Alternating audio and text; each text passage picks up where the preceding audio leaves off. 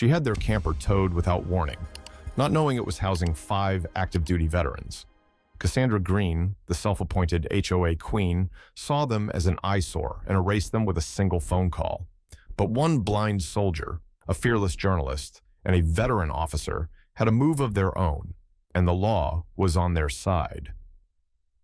Just wait until you hear how this story flipped, and why justice, in the end, came louder than the injustice that started it all. It started early on a crisp Friday morning, the kind where sunlight glints off the trim hedges and spotless driveways of Willow Creek, a suburb obsessed with order, silence, and conformity. And in the middle of this manicured perfection, Cassandra Green reigned supreme. She wasn't elected, of course. She had simply assumed the role of HOA president the way self-important people do when no one tells them no. Clipboard in one hand, iced coffee in the other, she strutted through the neighborhood like it was a private kingdom. And this morning, she'd found her latest enemy, a weathered white camper parked at the far edge of the community church lot. To anyone else, it barely registered.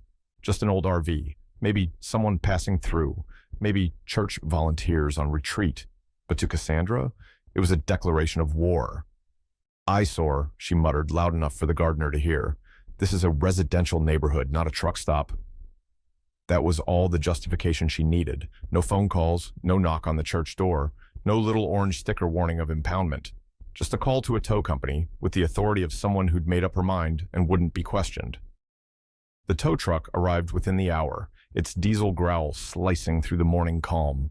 The driver was barely out of his cab before Cassandra began barking orders, pointing with theatrical disgust like she was directing a hazardous waste removal. "This thing has no business being here. Get it out before school lets out. I don't want kids seeing this junk." And just like that, the camper was hitched and hauled away like it was abandoned trash. Except it wasn't trash. Inside that junk were duffel bags marked with names and serial numbers. There were stacks of medical records, boxes of carefully packed prescriptions, and combat gear that had seen more of Afghanistan than Cassandra had seen outside her gated block. And in the back corner, tethered gently by a short lead, was Bear, a 6-year-old golden retriever trained as a guide dog. His human, Staff Sergeant Cody Wallace, had gone inside the church to grab some water and take a much-needed nap after a night of terrible flashbacks.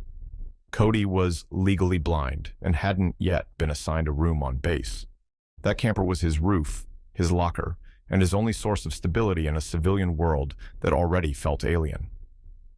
When Cody stepped outside, rubbing his temples and squinting into the daylight, he sensed something was wrong. The subtle hum of the generator was gone. The air felt hollow. He reached out into space where the camper door should have been, and touched nothing. Gone. At first, he thought maybe someone had moved it. Maybe the guys were playing some kind of sick joke, but no one was laughing. No one was even around, just the church parking lot and the slow rising ache in his chest. He dropped to his knees and called out, "Bear, Bear, where are you, boy?" His voice cracked. His hands fumbled at his pockets. Empty. No phone, no keys. Everything had been inside. And somewhere across town, Cassandra was sipping her drink, congratulating herself on keeping the neighborhood clean, blissfully unaware that what she'd just removed wasn't an eyesore. It was federal housing. Temporary, yes. Unmarked, maybe. But it was shelter for 5 veterans on active standby orders from the National Guard, men who had served with honor and were now treated like trespassers on the land they protected. But to her, they were invisible, unworthy, disposable, a nuisance to be erased, with no questions asked and no conscience stirred. Sergeant David Monroe had seen worse. In Kandahar, he'd watched men burn. He'd stood over flag-draped coffins with faces he could still see in his sleep, but somehow, nothing ever prepared him for the humiliation of coming home, of living in a country that thanked you for your service with bumper stickers and then looked the other way when you couldn't afford rent. This was just another day in the long, slow burn of being forgotten. He stood at the edge of the church parking lot, where the camper had been just hours earlier. Now, there was nothing but a dark stain on the pavement and a silence that felt personal. He didn't yell, he didn't pace or threaten lawsuits or throw punches like the movies always show soldiers doing. He just stood there, arms crossed, breathing through his nose, watching the spot like something sacred had been stolen. Then he spoke. "They threw us out again," he said quietly, "like trash." The words landed hard, not because they were loud, but because everyone around him knew they were true. These men weren't freeloaders or wanderers. They were National Guard soldiers, each one activated and waiting on orders. They weren't there by choice. They were housed in that RV by necessity, waiting for proper quarters to be cleared on base, and now they were homeless again, thanks to some HOA tyrant with a clipboard and a fragile ego. They were 5 in total. Monroe, who had taken command by default, not rank, not ego, but simple steadiness. Brooks, who walked with a cane ever since his 3rd deployment. Vega, who still flinched at car backfires. Kimball, whose night terrors made sleep a battleground. And Cody, the youngest, blind, quiet, and dogless now. Cody didn't say much. He just dropped to the asphalt, palms to the ground, calling out with a trembling voice. "Bear, here, boy. Come on, buddy. He kept repeating it, softer each time. His hands shook like they always did when stress took over, fingers curling toward his palms. He couldn't see the others' faces, but he could hear it. The ragged breathing, the quiet sniffs, the unspoken shame of needing help in a place that promised it, but rarely delivered. No one had answers. No one from the church had seen the tow.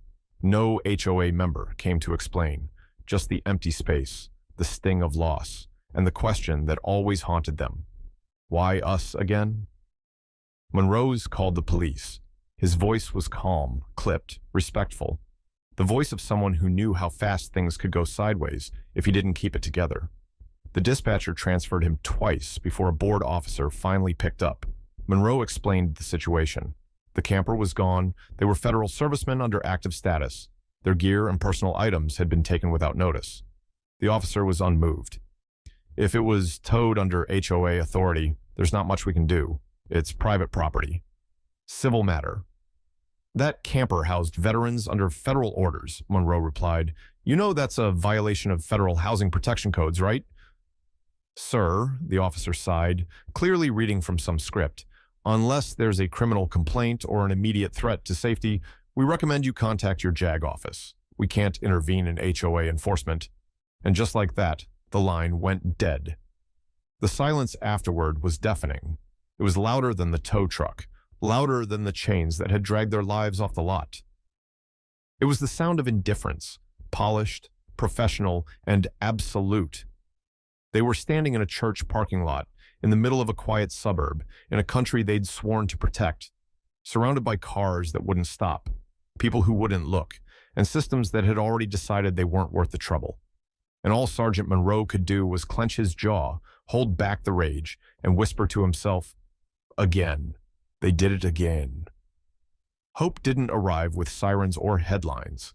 It came in the form of a woman in jeans and a faded navy hoodie, hair pulled back in a loose braid, holding a beat-up DSLR camera and a cup of gas station coffee. Her name was Sarah Blackwell, a local reporter, single mom of 2, and widow of a U.S. Marine who didn't make it home from Helmand Province. She had that tired look in her eyes, the kind you only earn from grief and sleepless nights. But her voice was steady, and her instincts were sharp. Sarah had been on her way to interview the church pastor about a food drive when she saw a small group of men standing around the empty parking space. One of them crouched on the pavement, calling for a dog that wasn't there. She didn't need to ask what happened, not yet. She watched for a moment, observed. The way Cody's hand searched blindly across the gravel, the way the others kept their distance, but formed a protective wall around him. Soldiers, no doubt. She knew that posture. She'd seen it in deployment photos and flag-folding ceremonies. She walked up quietly, introduced herself, and asked simply, "What happened here?" They told her, not in a dramatic, theatrical way, just facts, calm voices, straight eyes. But she could feel it, the quiet, building pressure of injustice. The way people talk when they've been silenced one too many times and finally found someone who'll listen. Cody never stopped whispering his dog's name. Sarah asked if she could record a short video. Cody nodded once. She didn't stage anything. She didn't ask him to repeat lines or look into the camera. She just filmed him sitting cross-legged on the concrete, rocking slightly, calling for Bear. His voice trembled. His hands wouldn't stay still. In the background, Monroe stood like a stone pillar, arms crossed, jaw tight. It lasted 45 seconds. No music, no narration. Just truth. Sarah uploaded the clip to her social channels with one sentence. This blind veteran lost his home, his dog, and his dignity this morning, thanks to an HOA that towed a federally protected military camper without warning. And then she added one more line, almost as an afterthought. I know what it means to lose a Marine. Within an hour, the video had over 25,000 views. By the third hour, it passed 80,000 and was spreading across veteran forums, military spouse groups, and local news pages like wildfire. Comments poured in, offers to help, outrage, recognition.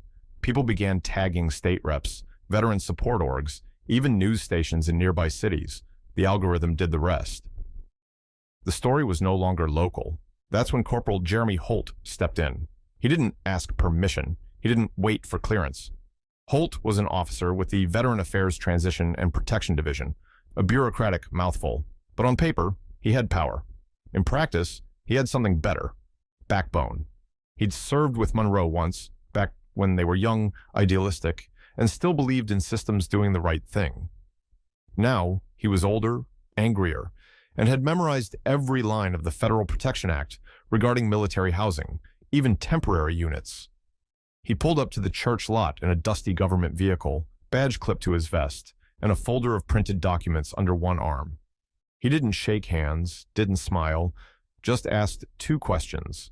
Where was the camper towed from? And when did it happen? Then he got on the phone. He called the HOA board, got redirected twice. When he finally reached Cassandra Green, smug and defensive, she opened with, "We had every right. It was an unregistered vehicle parked without permission."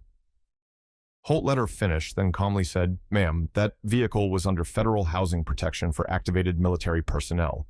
What you did was a breach of federal law involving restricted materials, personal data, and service animals. I strongly recommend you return the camper immediately, or be prepared for federal charges." There was a long silence. The kind of silence that happens when power finally shifts, and the person holding the leash realizes it's around their own neck. Jeremy knew where the camper was. It had been towed to a private impound yard 10 miles outside the city. He'd already pulled the location, printed the code violations, and contacted a military transport team. He wasn't asking for favors. He was demanding what was right. Because these men hadn't just lost property, they'd lost respect. Again. And this time, someone was going to answer for it. 24 hours later, suburbia shook. The residents of Willow Creek were sipping their morning coffee, walking their doodles, and gossiping about lawn fertilizers when the unmistakable rumble of a military HMMWV echoed down their pristine, tree-lined streets. It wasn't subtle. The vehicle rolled slow, deliberate, and impossible to ignore. An armored declaration that something serious was about to go down. Two large American flags whipped from the back corners. The sun caught the steel sheen just right. People stepped out of their homes. Phones were raised. Dogs stopped barking. Behind the wheel sat a stone-faced army driver in full uniform. In the passenger seat, a representative from the Judge Advocate General's office, expression unreadable behind aviators. Following close behind, in a black Suburban, was a federal marshal, flanked by two veterans in dress blues, their rows of ribbons catching the light like a warning flare. They weren't headed to a base. They weren't making a statement. They were driving straight toward Cassandra Green's colonial two-story, with its overpriced landscaping and HOA-approved mailbox. By the time the convoy reached her driveway, the entire street was watching. Neighbors stood in clusters. A few reporters, tipped off by Sarah Blackwell's social post, had already arrived. One local cameraman was live streaming from the sidewalk. Cassandra had been peeking through her blinds since the HMMWV turned the corner. She opened the door just as the marshal stepped forward, lips parted to speak. But he didn't give her the chance. He simply handed her a folded document. "Federal Order of Inspection and Retrieval," he said, loud enough for the crowd to hear. Cassandra stared at the paper like it was written in another language. Her face flushed pink, then red, then a cold, sickly shade of ash. She opened her mouth to protest, to spin it, to throw blame somewhere else. But no sound came. Her HOA badge lay around her neck, useless now. The camera zoomed in on her fingers, trembling at the edges of the document. Across the street, Monroe stood with Cody and the others. They didn't cheer, they didn't smile, they just watched, silent, grounded, and whole. Within an hour, the camper was returned, still scuffed but intact. The contents had been inventoried by military personnel. Bear, Cody's dog, was released from a local kennel where he'd been held and ran to his owner with the kind of joyful bark that cracked even the hardest expressions on the veterans' faces. But it wasn't just about the camper. The Department of Defense issued a formal complaint to the local HOA board. The JAG office, citing breach of federal protection laws and interference with active service accommodations, initiated administrative sanctions. Cassandra Green's authority was stripped effective immediately. The HOA's operations were suspended pending a full investigation into policy abuse, unlawful property seizures, and negligence. In less than 48 hours, the same organization that had proudly towed a veteran's shelter without warning was now scrambling to hire legal counsel and draft public apologies. And the neighborhood watched it all. What made it sting the most wasn't just the consequences, it was the spectacle. Cassandra, the self-proclaimed defender of community values, being held to account not in quiet legalese, but on her own front lawn, under the gaze of her peers and the flag she claimed to respect. She'd made herself judge and enforcer of neighborhood order, but in the end, real authority came in uniform, not khakis. Real justice rolled in with flags flying, not rules printed in Comic Sans on HOA flyers. And as the HMMWV pulled away, leaving silence and headlines in its wake, no one stepped forward to defend her, not a single neighbor, not a single board member. Because when the law finally showed up, it didn't come with warnings or friendly reminders. It came in formation. 1 week later, under a soft morning sun, the church parking lot no longer felt like a crime scene. The yellow toe paint had been scrubbed clean. The tension that once hung in the air like smoke had lifted. In its place stood folding chairs, flags on stakes, a small raised platform, and a quiet crowd that didn't come out of curiosity. They came out of respect. The ceremony wasn't grand. There were no fireworks, no parade floats, no thunderous speeches. Just a microphone, a podium draped in an American flag, and a line of veterans in uniform, each one standing tall, steady, and calm. These were men who had slept in deserts, bled in silence, and returned home only to find they had to fight again, not with weapons, but with truth. Cody was there too, standing near the front with Bear, who sat obediently at his heel, tail thumping against the concrete. The dog had been bathed, brushed, and fed like royalty. Cody's hand rested lightly on the back of Bear's neck, not gripping, not kneading, just connected. The kind of touch that says, "You're safe now." They both were. The community had shown up, not just in attendance, but in action. Local businesses donated refreshments. A high school choir sang the national anthem. A group of children handed out hand-drawn cards with messages like, "Thank you for protecting us," and "Heroes live here." It wasn't a PR stunt. It was healing, slow and quiet, like morning light spilling over old wounds. Sarah Blackwell stood to the side of the stage, her camera slung across her shoulder, unsure whether she was supposed to be part of the event or just document it. But when the MC from the National Guard called her name, the crowd clapped as if they'd been waiting for it. A uniformed officer handed her a framed certificate. Formal recognition for outstanding civic responsibility and courage in the defense of those who defend us. Sarah blinked, nodded, smiled, but didn't speak. For once, the storyteller had no words. Next came Jeremy Holt. When he stepped forward to receive his medal for civilian valor, he didn't salute. He simply shook hands, accepted the award, and returned to his seat with the posture of a man who hadn't done anything extraordinary. Just the right thing. But the ceremony wasn't about medals. It was about visibility, about putting names and faces to those too often forgotten, about showing in plain daylight that these men were not burdens or eyesores or items to be removed. They were defenders of peace, of homes, of people, even the ones who turned their backs on them. And in the shadow of an elm tree at the far edge of the parking lot, someone watched. Cassandra Green stood alone, no badge around her neck, no clipboard in hand, no authority in posture, just a woman with arms crossed, eyes fixed, and a jaw clenched slightly too tight. She hadn't been invited. No one had stopped her from coming, but no one had welcomed her either. She didn't approach, didn't speak. She simply stood and watched the men she'd tried to erase receive applause, hugs, and honor. Watched the dog she'd nearly separated from his blind handler nuzzle into Cody's hand. Watched a community lift itself back into decency without her. No one glared at her. No one shouted or pointed fingers. Her punishment wasn't public humiliation. It was irrelevance. No seat had been saved for her. No name read aloud, and yet her presence hung in the air like a cautionary whisper, a reminder of what happens when power is used to oppress rather than protect. In that silence, she learned what true justice looks like.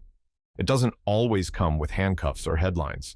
Sometimes it's just a folding chair that no one offers, a crowd that looks past you, a ceremony you're allowed to witness but not join, because forgiveness may be divine, but trust must be earned.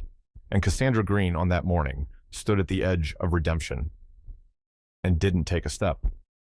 By the time the sun rose the next morning, the petition had already passed 300 signatures. It wasn't organized by veterans or activists or journalists. It started with a neighbor, someone who had once complimented Cassandra Green's holiday wreaths, and then it grew. Fast. Online and offline. People knocked on doors, printed out copies for elderly residents, and added signatures not out of vengeance, but out of something deeper. Clarity. The veil had lifted. The armor of authority Cassandra wore had cracked in public view, and what lay beneath was neither leadership nor protection, just vanity masquerading as structure. The petition demanded her immediate resignation as head of the HOA. It circulated on Facebook groups, WhatsApp threads, community boards. Within hours, it became impossible to ignore. There were no debates, no fiery counter-arguments, just name after name after name. Residents who had grown tired of rule by fear, of fines for wind chimes, of threats over mailbox paint shades, of silence enforced in the name of neighborhood integrity. Cassandra had become a symbol, and not the kind that earns holidays. She stepped down before noon. No speech, no farewell statement, no final newsletter.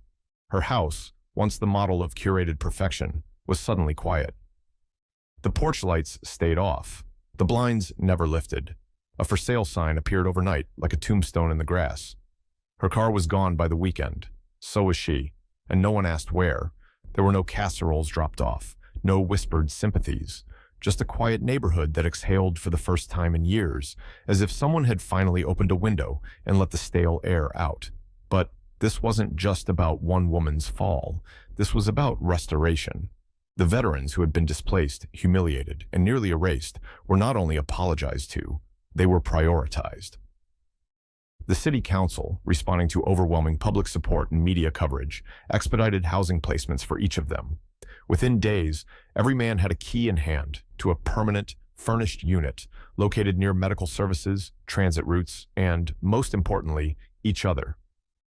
Cody's new apartment came with a fenced dog park just down the street. Bear had already claimed it as his kingdom, and Monroe, stoic as ever, finally allowed himself a smile when asked how he felt. Like someone finally remembered we're still here, he said. The city didn't stop there. 1 week after the ceremony, a crew arrived at the church parking lot. They weren't contractors or volunteers. They were city employees working off a unanimous vote passed during a special council meeting. The crew poured concrete into a clean, rectangular slab. They leveled it, polished it, and embedded a bronze plaque that caught the morning sun in the most deliberate way. The words, etched in capital letters, read, "Here, honor was restored." It didn't mention Cassandra. It didn't talk about the towing or the outrage or the views or the headlines. It didn't need to. The plaque wasn't about vengeance. It was about memory and presence, a permanent marker that said, something happened here, and it mattered. People started stopping by. Some left flowers. Others just stood, hands in pockets, heads bowed. Veterans passed it on their morning walks. Children asked their parents what it meant, and the answers varied, but one truth remained. This was no longer a place where people were removed without cause. This was now a place where people stood their ground, and others stood beside them. No one needed to speak Cassandra's name again. She had become part of a story already archived under the weight of its ending. Because real justice doesn't always thunder. Sometimes it simply lingers, carved in metal, surrounded by silence, and impossible to forget. Sarah Blackwell's column wasn't just read, it was felt. Titled, "The Camper Was Just a Shell, the Heart Was the Community." It struck a nerve. She wrote, "That RV held more than gear. It held dignity. And when someone tried to erase it, the town stood up and said, 'Enough.'" The piece went viral. National outlets picked it up. Donations poured in. Strangers wrote letters. Veterans who'd felt invisible were now being seen, not as problems, but as people. Cody got a flood of cards, many drawn by kids. One showed a golden retriever with wings and a medal. Sarah didn't ask for praise, but her words changed everything. In the end, this wasn't about property. It was about people. And one town finally remembered what it means to protect its own. He sat calmly beneath the studio lights, hands folded, eyes steady. A man who had seen war, loss, and silence, far more piercing than any broadcast microphone. David Monroe wasn't there to make a spectacle. He was there to be heard. Across from him, the host leaned in. The audience was quiet. The cameras rolled. But when David finally spoke, his voice didn't rise. It settled. "We weren't looking for revenge," he said. "We were looking for respect." A pause followed, not for drama, but to let the weight of those words land. And thanks to one woman with a camera, one journalist who refused to flinch, and hundreds of people who decided to stand up, we found it. No applause, just silence. The kind that says, "We hear you." This wasn't about a camper or a parking spot. It was about something bigger. It was about not being dismissed, about finally, fully being seen, as soldiers, as citizens, as men. David didn't need to explain what was taken from them. Everyone watching already knew. They'd seen the footage, heard Cody's voice, watched the flag-draped ceremony, and now, hearing David speak with steady dignity, they understood the message more clearly than ever. "If injustice screams," he said softly, "truth needs to speak louder." The line would be replayed millions of times, not because it was poetic, but because it was honest. The clip was shared by veterans, by teachers, by churches and school districts. It was quoted in op-eds and sermons. It wasn't just a soundbite, it was a shift, a signal, a reminder of what communities could be when they chose empathy over silence. David didn't ask for praise. He didn't posture. He just offered a truth forged in experience, that real respect isn't granted by policy. It's earned through humanity.